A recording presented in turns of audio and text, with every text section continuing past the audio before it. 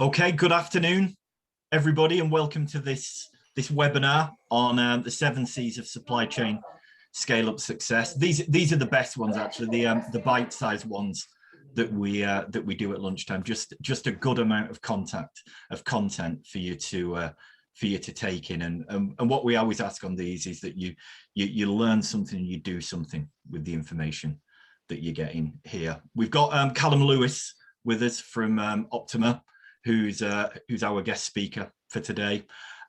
Do stay in touch with the Growth Hub on these kind of things. We are, we're here for these kind of things, for the webinars that we do, and also for the one-to-one support.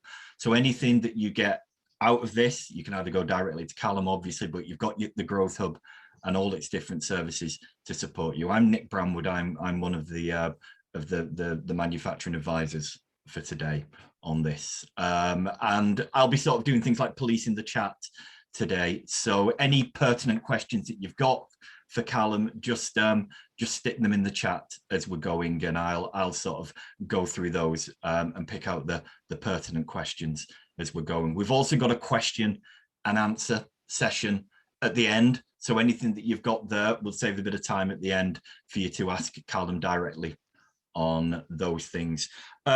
Just if you want to put in the chat as well who you are and where you're coming from, so everybody else can see who's on as well. Let's have a bit of a social there. So yeah, please use the chat for that.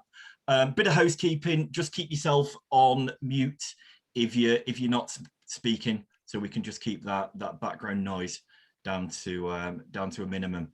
I think that's it for housekeeping. We've got a full-on hour, so I'll introduce Calum. Calum. Thank you, Nick.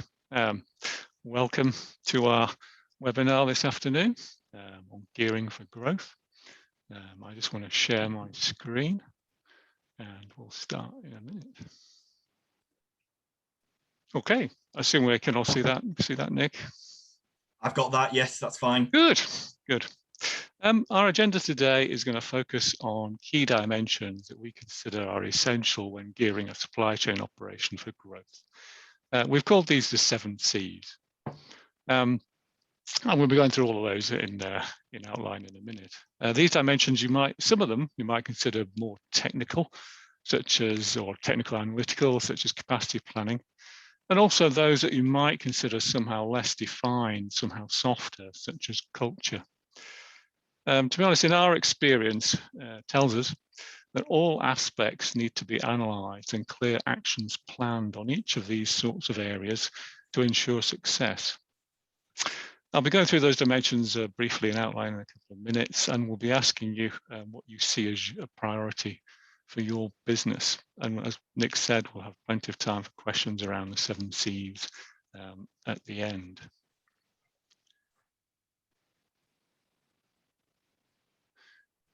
Before we jump into the 7C's, I just want to take a couple of minutes to give a bit of insight to Optima and our approach, and crucially, why that leads us to propose that there are a number of dimensions to be considered when looking at growth and how the supply chain might support that growth. Essentially, at Optima, we're trying to design and create performance breakthroughs by design for supply chain, trying to balance service cost and capital effectively. Myself, I've with Lego for over 15 years, myself and some colleagues from Lego, from almost a natural curiosity about how things work and how we can develop things better, we set out to apply design thinking to supply chain and how we could combine creativity and analytics to set up businesses for success. And all of that really came together with a view and some beliefs, first of which really is when we want to create an environment where supply chain excellence is inevitable, that's as much about people as it is about processes and technology. We've looked at ways to apply innovative analysis together with practical insight to really scope the scale and opportunity for businesses. I think now, more than ever, there are factors that are driving businesses to look at their supply chain setups. There's a lot of emphasis to change. So I think if there's ever an opportunity to re-gear a supply chain, it's when you're considering how to grow. In the midst of all of that, in the midst of day-to-day operations, and trying to grow a business, trying to grow this, expand the supply chain, sometimes it's easy to lose sight of some of the critical factors that will determine success. I believe it's essential to understand how supply chain performance is driving financial outcomes for a business, and indeed how they'll develop or adapt when we're expanding an operation, when we're growing the business. And there'll be trade-offs to be managed along the way between service, cost, and capital. A framework that Optima uses here, and is really behind much of our thinking, is when you're growing an operation, how is those decisions going to affect some of these levers? And are we clear on that? And can we maintain clarity on that as we go operations? So some of our thinking through that led us to establish what we've called the 7C's of scale up.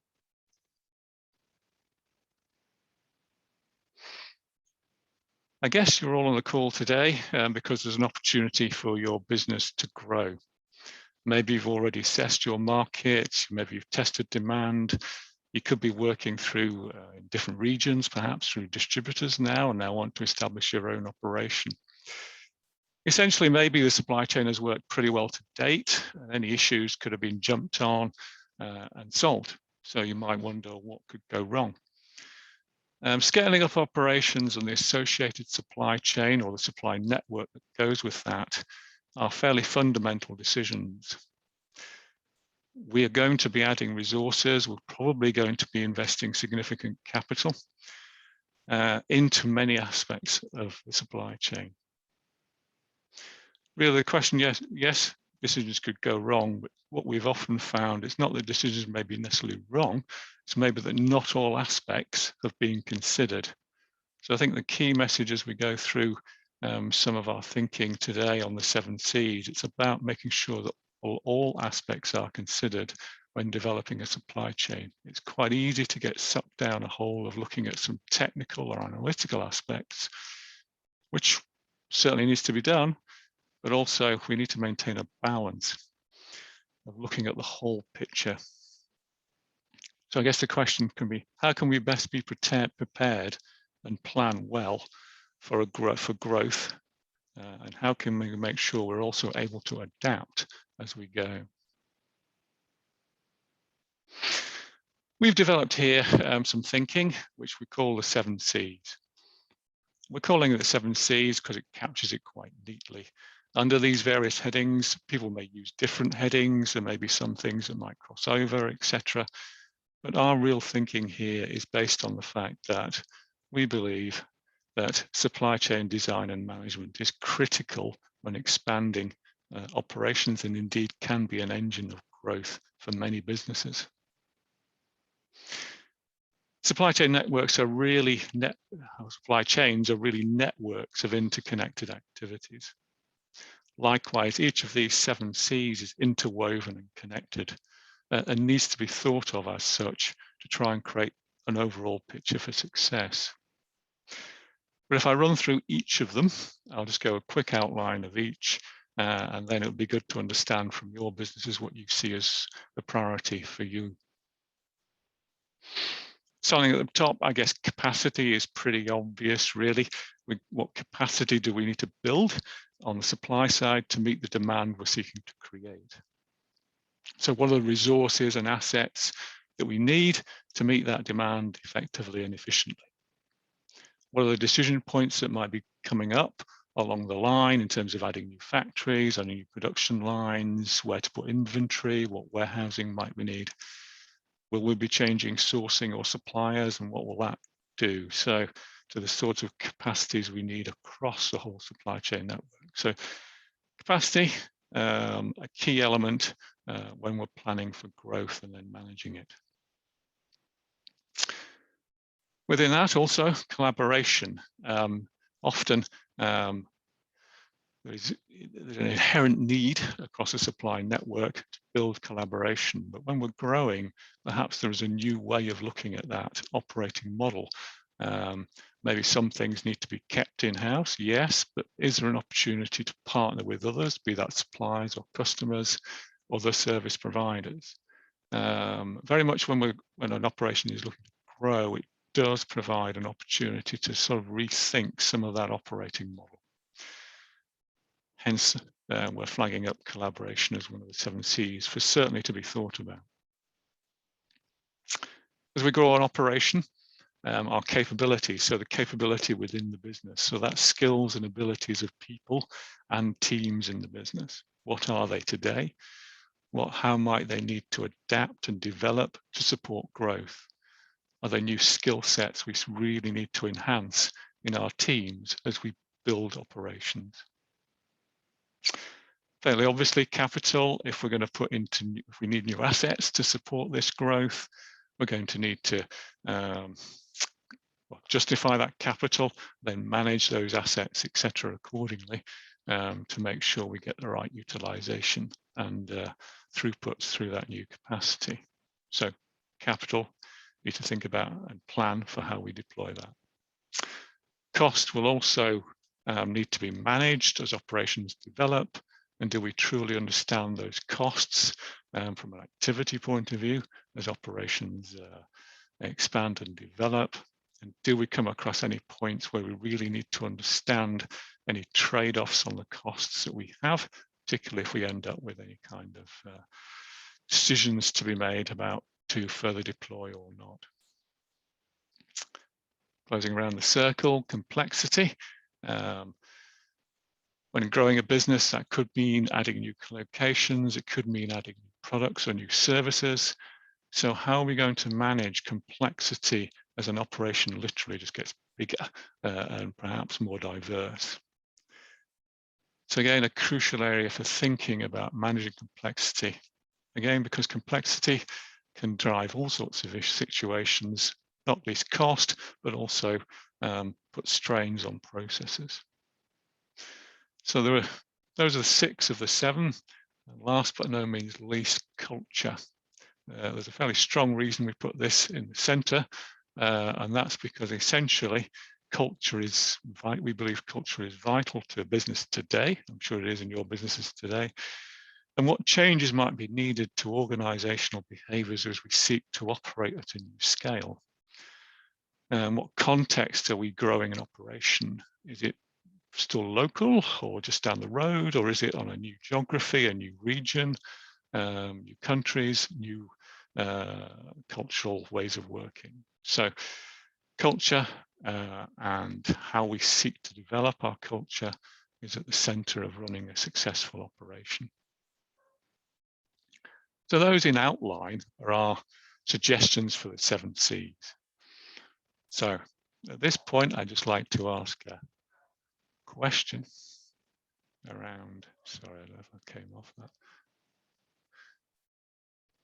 Of those C's, which one do you feel is most important or biggest priority really for your business when you're seeking to grow?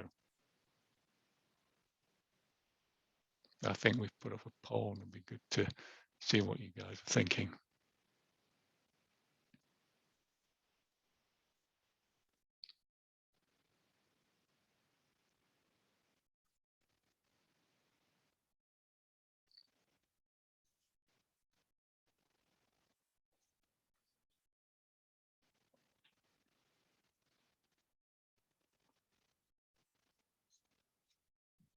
Nearly there.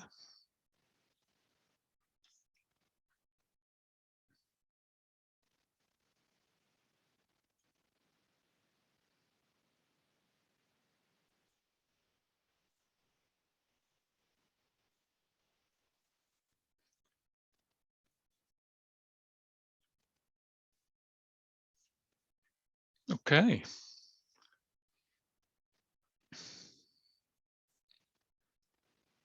Looks like we're pretty equally weighted between culture, capacity, and collaboration costs. So fairly good spread. Any thoughts on that, Nick, as to see how this is spread out? Any surprises there?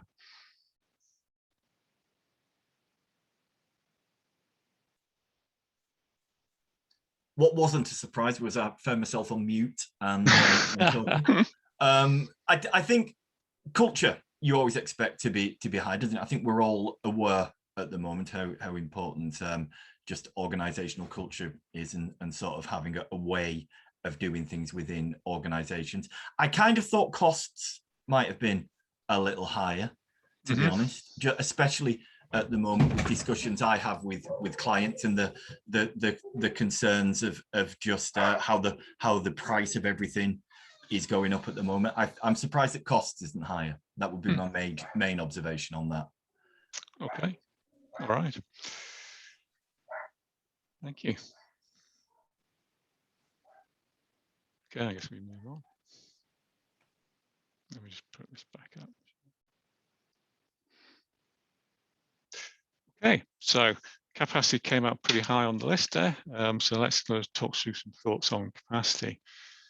I guess at the outset, what I think is really important is to consider capacity in a strategic sense. It's almost a design choice, I would say, around capacity. And what do I mean by that? Do we want capacity to be ahead of demand? Do we want to get supply capacity, production capacity ahead to be well on stream or ahead of demand? Do we want it to lag slightly behind demand? Do we want to try and, if we can, buffer those stages of incremental capacity with inventory, if we can? The reason for that, asking that question, I think it's pretty fundamental when we're setting up our operation to understand what the operation is planning to and how that relates to the overall business or commercial strategy. So it's pretty much a strategic choice, I think, whether you want to be capacity leading, capacity lagging, or try and buffer with inventory. There are advantages and disadvantages to each choice. If we want to go with a capacity leading strategy, so always build ahead of what we expect demand to be. I know we're expected demand will be a forecast, but we're trying to get ahead of that. Some various factors in there, I won't go through them all, but typically in a capacity leading strategic choice, we're going to be able to meet demand. We can obviously have some buffer if we actually do better than we think, if we turn to demand creation. Some risk around that. To interrupt you, Calum, we sure. can't see your slides at the moment. All right, okay. Yeah, we're not seeing the slides at the moment. Okay, sorry guys. No, don't worry. Do you want to press share screen again? Sorry, I probably didn't share screen clearly enough. Can we all see that? That's better. Yeah, perfect. Better. If Okay, you go back onto slideshow, it should pick up from where you left off. Sorry guys, didn't realise that when we came off that poll. Perfect. All good? Yeah, all right. Fabulous. Oops. Okay. As I mentioned these, I talked through these just a second ago. Sorry, so you can see them. But I guess just to recap on that, when we want capacity, when we're planning, we've made that strategic choice to bring capacity on ahead of expected demand over the horizon we're working with. Those are sort of pros and cons we might expect from that approach. Sometimes it can be a strategic decision to lag slightly behind on capacity. Mainly, it does allow utilization to be high, where we're putting in new assets, trying to maintain rather our control on costs. Somewhat hedged bets at the end of the day in terms of against the forecast, for example, and does in some ways allow future or ongoing capital spending and ongoing investment in assets and resources to allow demand to become clearer over time before some of those commitments are made. Spin-off to some of that is, if we get it notably wrong, there could be issues on supply, shortfalls, inability to respond, etc. So there are obviously cons to this approach as well. It might not be possible, given product type or product nature, or indeed the sort of storage that might be required around inventory. But sometimes some businesses we've worked with have been able to take those incremental stages and use a combination of capacity, but crucially inventory, to buffer some of those growth phases. This sort of shifts the emphasis on the forecasting from the aggregate level, where we're trying to plan capacity at a reasonably high level in the supply chain, down to the very detailed level, and that's where the risk starts to come in with this sort of an approach. The classic of, okay, you've forecasted something either at finished goods level or component level, and basically we've got it wrong. So we've built inventory, but not the right sort of inventory at the right time. So that's a sort of trade-off when we're looking at trying to use inventory as another buffer in making that strategic choice. You might wonder why I'm emphasizing that this is a strategic choice between capacity leading, capacity lagging, etc. I think it's very important to make that, to undertake capacity planning on that sort of informed decision basis, and crucially link that with the business strategy and with commercial strategy, so that we really understand, or as a whole business, the commercial teams as well as the operational teams, understand what we're aiming to achieve when we build capacity.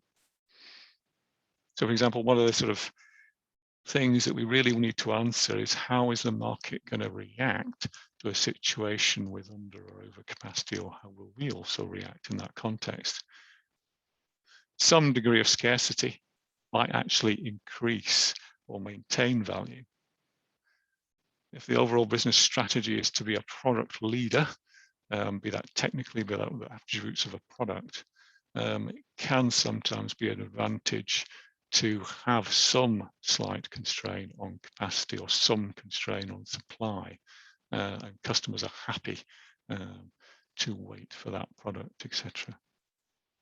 However, if there's a significant competitive threat and there's any kind of supply shortfall or significant supply shortfall, will that be seized upon?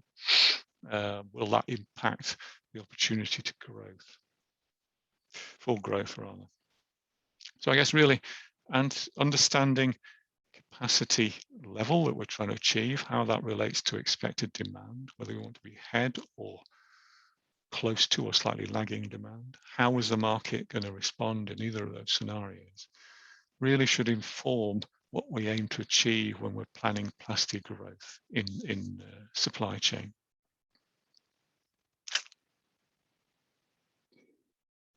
I mentioned at the end of the day, we're trying to make a choice here. We're making a choice against an estimate or a forecast.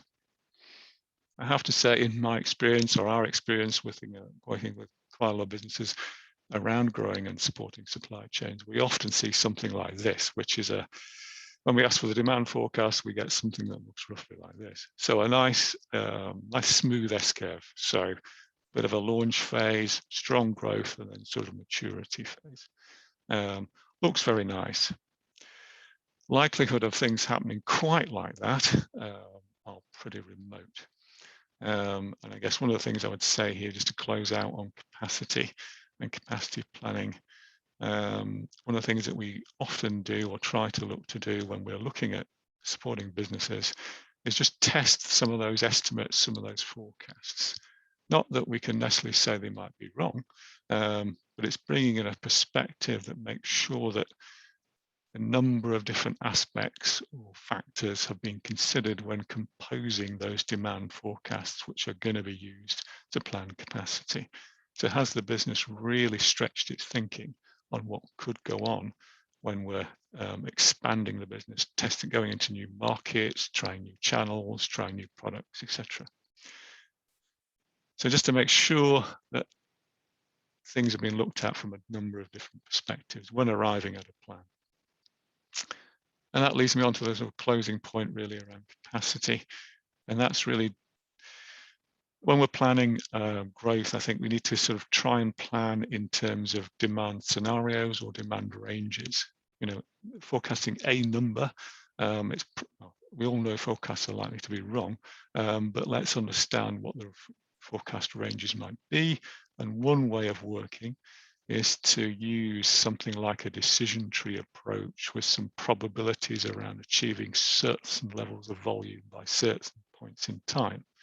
So say year one, we are 70% certain we'll achieve roughly in this sort of range of demand forecast, but there's also maybe a 30% chance we won't land in that level of demand forecast. So under those scenarios, what's the business going to do? What are we going to do with our supply chain if we're either ahead of the range, on the range, or below the range? So start thinking in terms of scenarios, and then that helps us, or has helped us when we've been supporting businesses to understand what sort of contingencies might be necessary if some of those scenarios play out.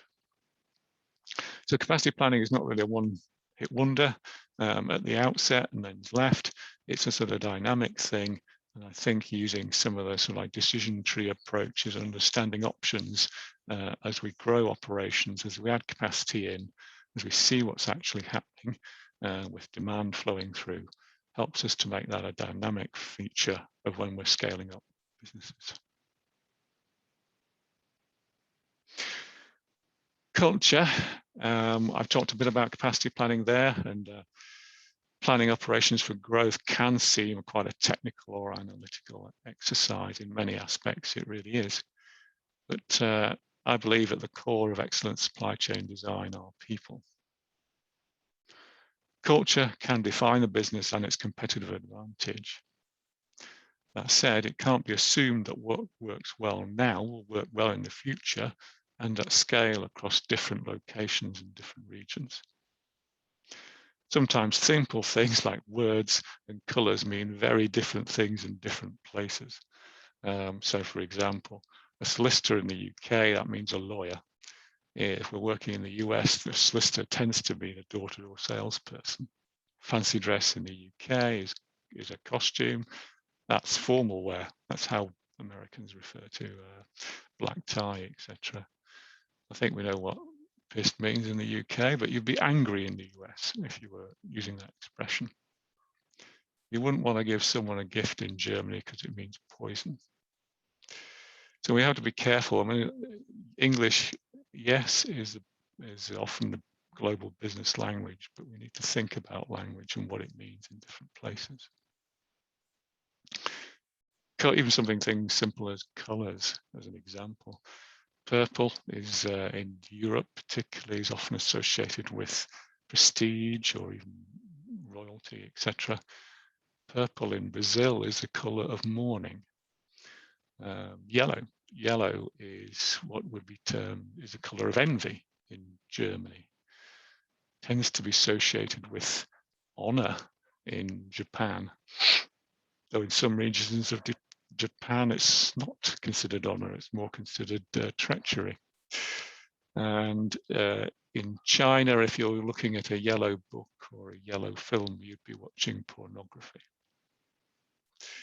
So different colours mean different things, and just to illustrate that we need to be alive really to culture, and particularly when we're growing operations in new regions, we need to be alive to what that might mean.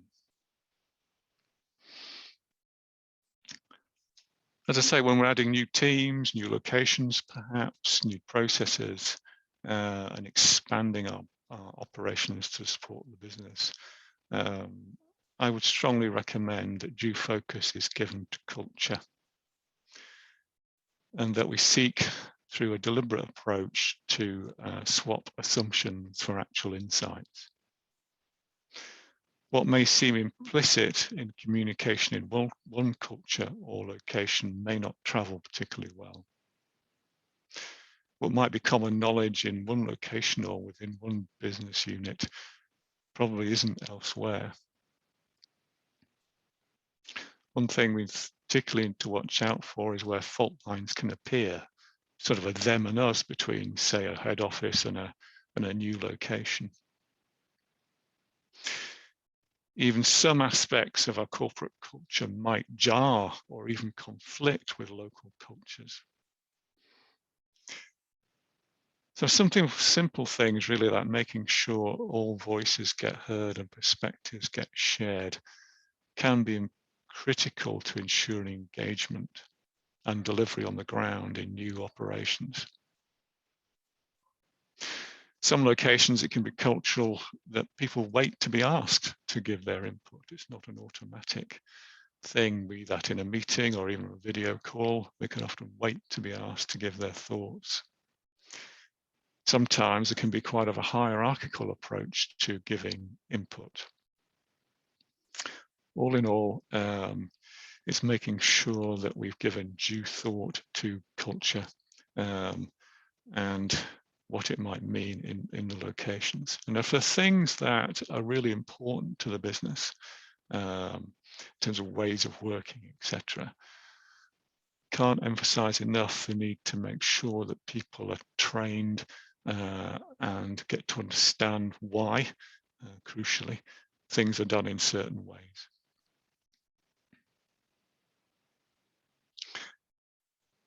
It's certainly our experience that if culture is left as some kind of an afterthought, an easy thing to do, we'll do halfway along the line, a bit of change management,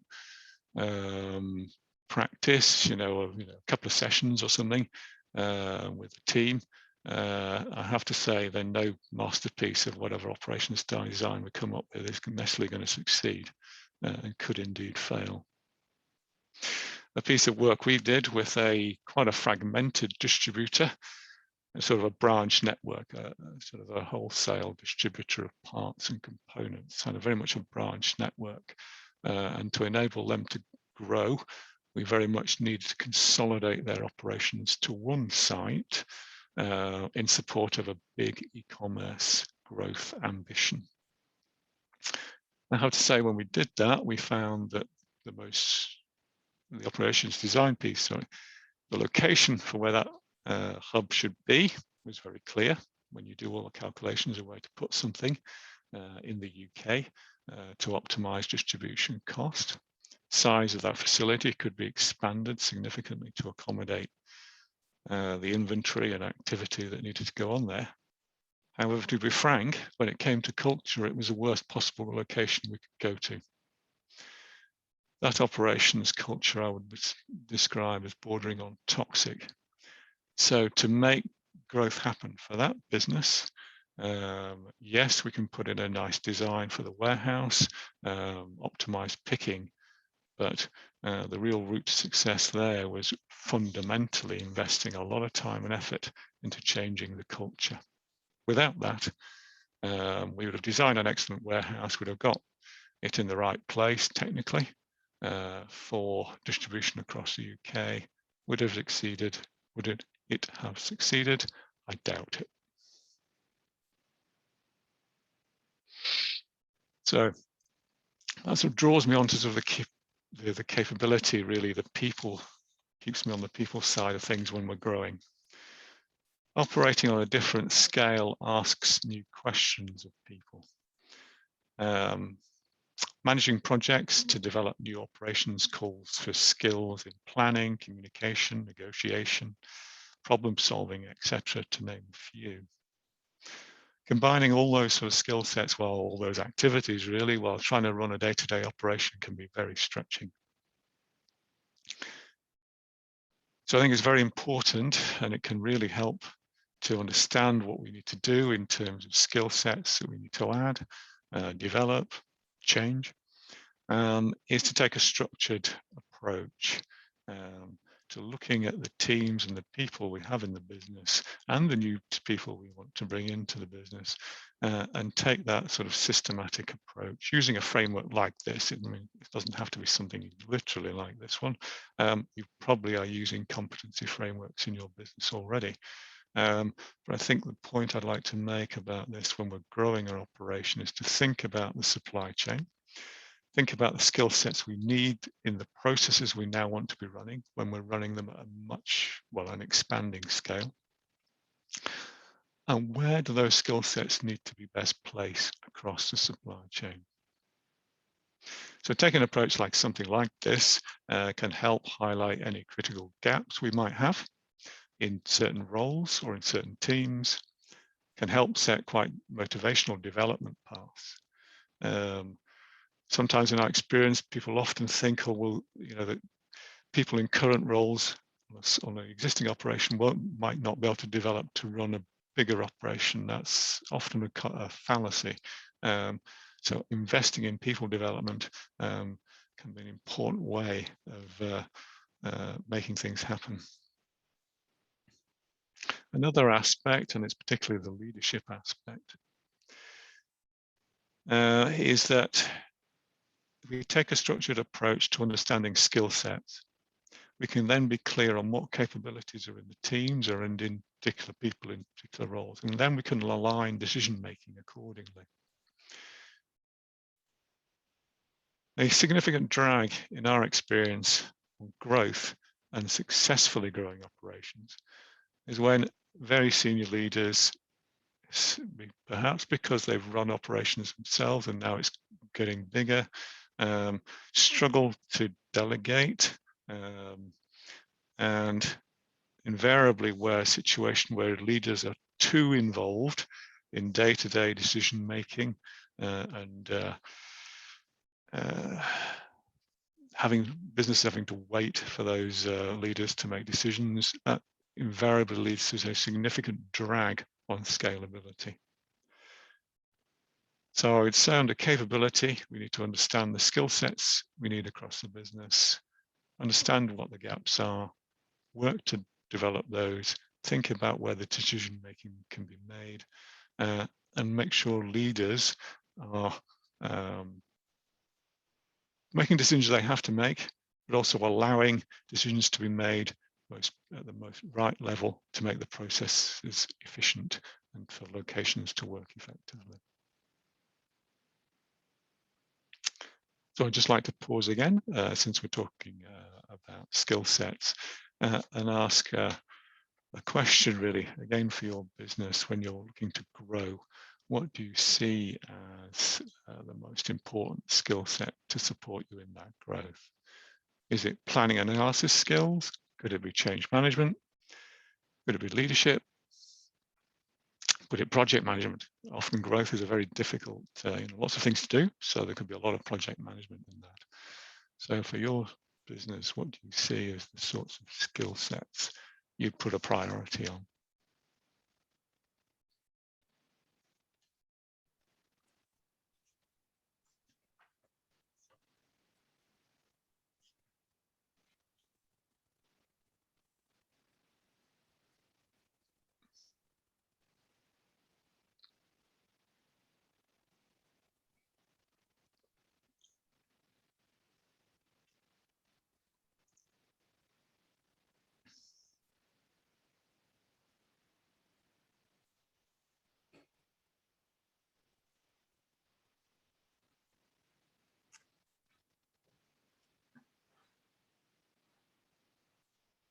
Okay. Pretty strong favouring people leadership with some good project management support as well. Okay. Interesting that there's no emphasis on change management there, or not a priority, or higher priority.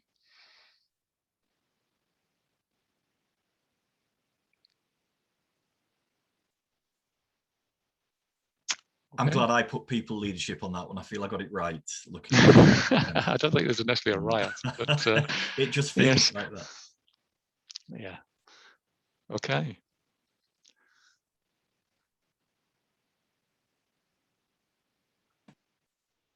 So if I move on.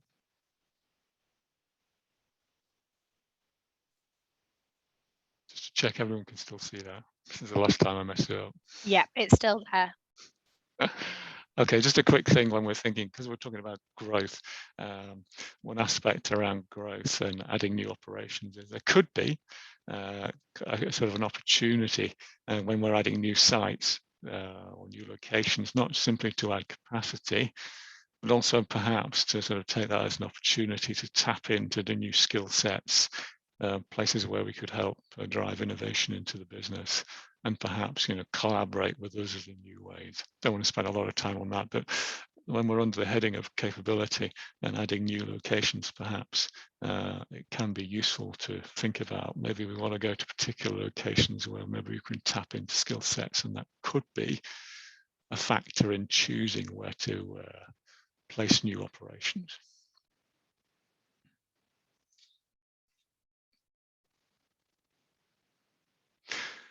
Another C we think about, or we propose that businesses think about, is around collaboration. Not a novel topic when we're thinking about supply chains, to work in partnership with suppliers or indeed customers to add significant benefits. But decisions around what activities are performed in-house and those that might be outsourced can be, and they perhaps should be, reviewed when we're looking at expanding an operation.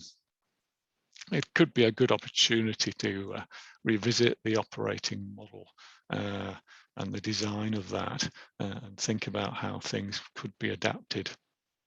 Perhaps things like going to a modular build approach with products made to certain stages, or perhaps something like postponing final configuration of goods or items until later in the demand fulfillment cycle. Perhaps if we're adding a lot of different new products, final configuration might be done locally to local needs. So again, it's an opportunity to think about how things are done. And when we're growing operations, maybe we can have another provider do that final configuration without necessarily building new operations in every market. It could be that a distribution partner could do some final assembly work in a local market before selling into that market. It's important, it's an opportunity really when we're growing operations, just to rethink about the design of that supply chain and see perhaps how things could be done a bit differently. Might allow the business not to commit as much in terms of capital or investment, but just work with partners to be able to expand. I mean, this was something we did significantly at Lego. Was fundamentally to decouple our production process. Lego really is molding plastic bricks, which hopefully you recognize, and then putting those bricks into finished items. So the box of Lego you might buy in a store. At one time, Lego used to mold the bricks, put them into boxes and store goods as finished items ready for sale. The decoupling that was done was to essentially mold the plastic elements, store those plastic elements in warehouses in regions, so Europe for Europe, America for America, and then eventually Asia or China for the Asian market. Why am I mentioning that really? Because what it allowed Lego to do, first of all, two things really. First of all was to delay final configuration until demand could be seen. So in Europe, packing goods much closer to seeing actual demand. So if fire stations or fire engines were selling more than fire helicopters, we could put bricks into fire helicopters and not fire stations, whichever way around it was, on very short lead time. But crucially, when we're thinking about growing operations, what we were able to do with holding component inventory in Europe, when we expanded into Asia and started to build facilities in China, we built packing facilities in China first. So components would be shipped to China, packed locally into the sets that were distributed there. So like a staging post before ultimately, when volume was sufficient, start to put in molding capacity into the Chinese facility. So just an example of thinking about design of the supply chain and using it to support growth.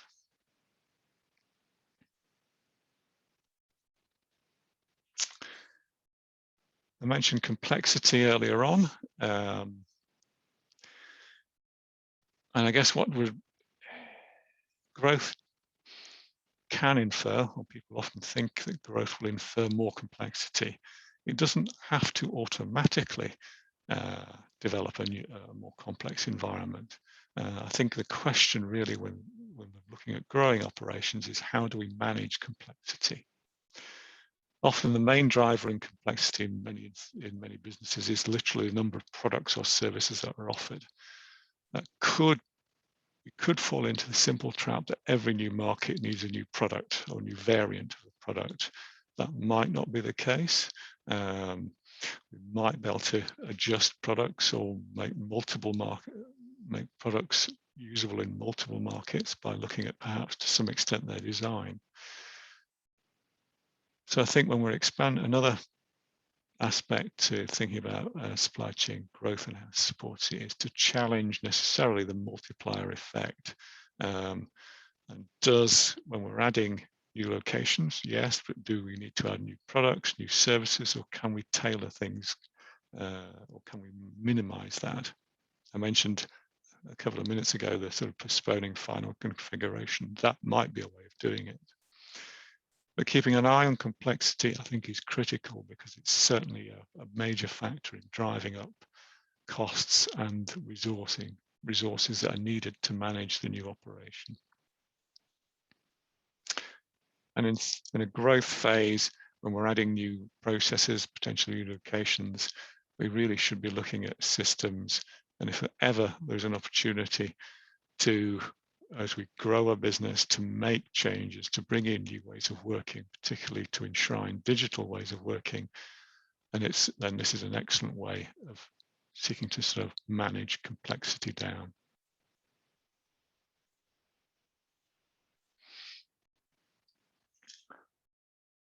As we expand operations, as we run any operation, really, it's always useful to understand the driver's operational costs, particularly trying to use as much as we can an activity-based approach so we can see what activities are driving most of our costs. As we grow operations, it's very important to keep tabs on that. I mentioned at the outset, we had this sort of a health check approach that we take.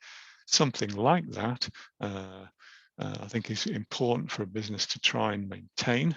Not only for the insight it gives now, but for also on an ongoing basis, so we understand how costs are developing. And sometimes it might seem a bit perverse to talk about bottlenecks when we're expanding an operation. But our experience has often been based around, we see businesses, they add new capacity in certain places. What that can do is create bottlenecks somewhere else. So maybe a bottleneck is moved around in the supply chain, and that can impact how we think about costs and indeed how we should utilize that particular asset, which is now a bottleneck. We have found particularly important for maintaining profitability and to support decision making is to really understand profit contribution per unit of that scarce resource. It might sound particularly pedantic or detailed, but really understanding a particular facility or a particular machine, perhaps, what items should be going through that when you have a limitation, understanding how contribution is built, understanding what contributions different products make is critical to making the right sorts of decisions, and it's not necessarily volume based. So that's perhaps some more detail, but really I would emphasize here when we're looking at cost development, understanding activity drivers and how they're developing, understanding constraints, and if there are decisions that need to be made around those bottlenecks, if they should appear when we're in the midst of growing operations, because that can happen. When we add capacity in one place, it creates an issue elsewhere.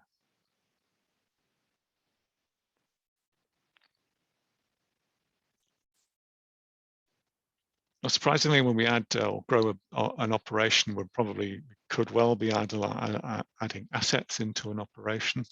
No doubt the capital investments will be assessed using financial measures like payback, net present value, etc. So maintaining a good view on how assets are utilized and how throughput efficiency is maintained is critical at the outset and ongoing, really, to see if we can deliver the sorts of returns the business is expecting when we grow operations. One thing to guard against, really, in our view, and why we believe that we should, when we're growing operations, we should keep a view on capital, is around avoiding what I've termed complacency, or indeed bad habits.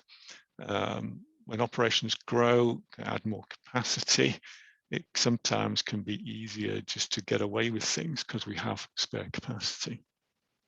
So, for example, we put in capacity cushions to cope with demand fluctuations. That might relate to the fact that we're not forecasting and planning very well, or we're not sharing information across the business as well as needs be, because there is an assumption that, okay, we've got the capacity, we can just turn it on. So it can get into sort of bad habits can develop. Changeover times can sort of start to creep up because we're switching things around much more than is ideal, because we're getting into firefighting and perhaps responding to who shouts loudest.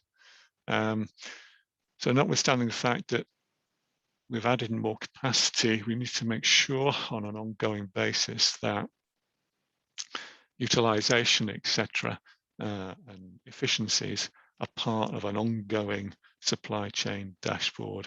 And I think that's crucially important for successfully managing growth. And so the last slide, really, before we sort of go to some more questions, is, okay, we looked at fixed assets or assets and fixed capital. Looking at working capital is another area where I think we need to maintain an ongoing monitor. It might be part of our strategic decision making. I mentioned capacity at the outset and perhaps using inventory to buffer some growth stages. If that's the case, then that will be borne out in our cash to cash cycle. That might be planned that we had inventory. It might be unplanned that inventory starts to grow, and that needs to be monitored. Accounts receivable, when we're expanding operations, if we get into any kind of operational issues like problems with deliveries, damages, miscommunications, whatever, we could start to see claims and invoice payments creeping up. So as part of that view on what makes for a successful operations, again, that's sort of a health check approach I mentioned at the outset, but really understanding what's driving profitability, what's driving capital, using something like a cash to cash cycle monitor as part of a dashboard can really help inform the business as it's growing. What does it need to do to adjust? What needs to focus on as it's growing, so we don't lose sight of what is critical to delivering the results that we want. So overall, hopefully we've been able to illustrate some concepts around supply chain design and management that can help an operation to grow. We happen to have called them the 7C's. You might put different titles on them, you might put things in slightly different places. But I think what we're trying to say here is when we're looking at growing an operation, we really need to plan across all elements. Yes, looking at new processes, looking at people crucially. Yeah, we might be investing in new technology, which is positive, but I couldn't emphasize enough, really, if we want to really gear a supply chain for growth, really design it for growth in such a way that success is inevitable, we need to combine all elements in our thinking and to make due plans and take due actions accordingly. So we would venture that 7C's or something like this is a great checklist for making sure when you're growing your operation, you do cover all the critical aspects and join up that thinking in a way that can really drive growth for the business. Okay, thank you. I guess, Nick, if we've had any questions, have we gone, or questions now? We could run through those. just the first thing, we were asked, Calum, would the slides be made available to the delegates? Could they? Yeah, I'm happy for that. Yep. It's always a good sign if people want the slides.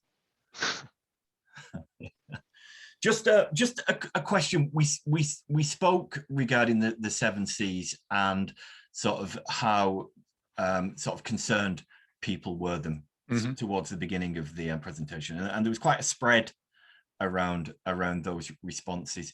In terms of your experience, should we sort of apportion a weighting to the 7C's? Are there some that are sort of more prone to risk than others, or should be addressed as sort of a foundation stage?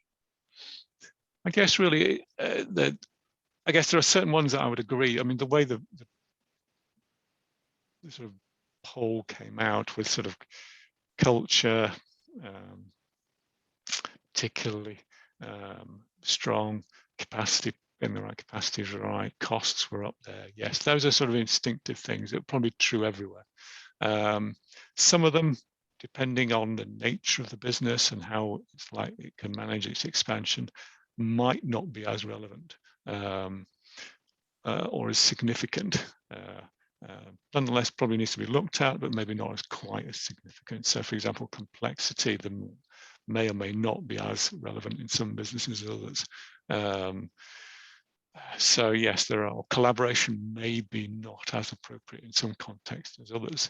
But really, yes, I'd agree that essentially things like particularly cultures are pretty important. We also highlighted people leadership and developing people as pretty critical.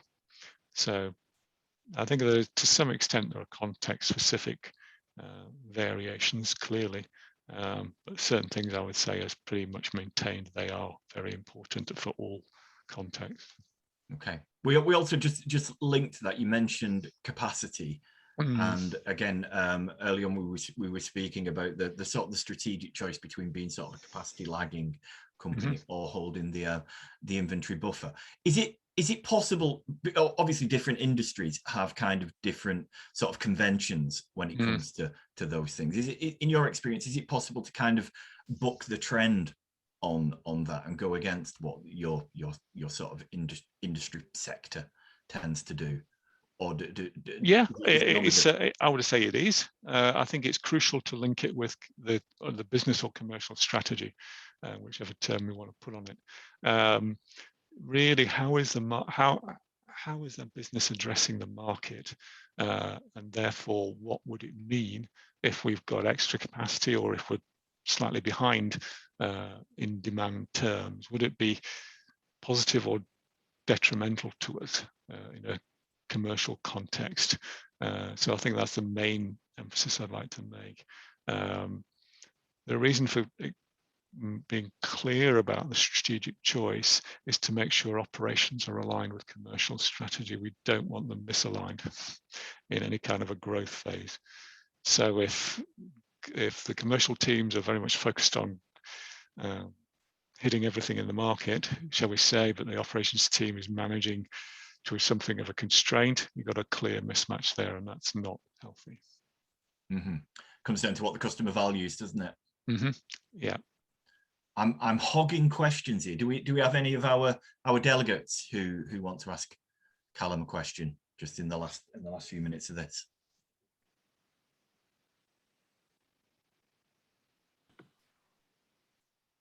Calum, could I ask what's the most common modes of failure that you see in these type of projects? The sort of top 2 or 3 modes of failure.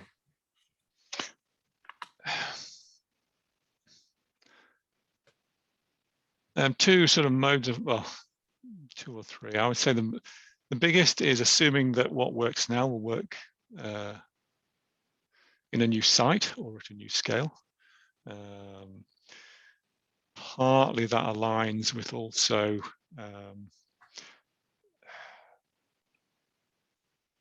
not entrusting decision making to the right level in an organization is another key aspect. And probably the last one is not really thinking around things enough. So I mentioned sort of we often plan things, we don't really think of all, maybe don't get some completely wrong, but we miss an important aspect.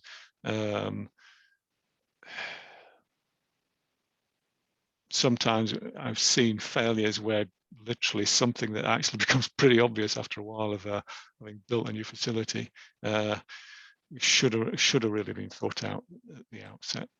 And quite often that is people related, I have to be honest, not necessarily technically related.